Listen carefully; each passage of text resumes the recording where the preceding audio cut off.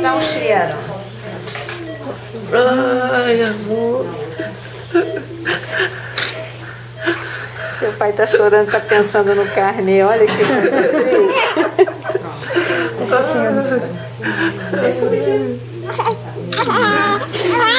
Abaixa essa máscara, vem pra cá, encosta aqui, ó.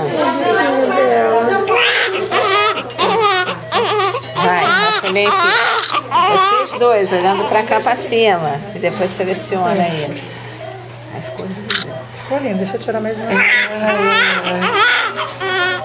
E eu reclamo.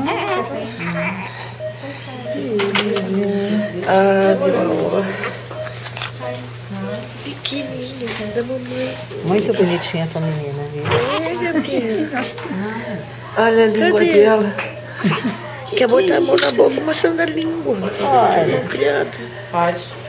Se enrola pra aparecer com a barriga. É pequena. Né? Pra ela ficar durinha. É, eles se sentem mais seguros. Tá mesmo? Vamos. O paizinho vai acompanhar a gente. Vai ficar 2 horinhas lá, daqui a pouco vai pra ti, tá bom? Beijo.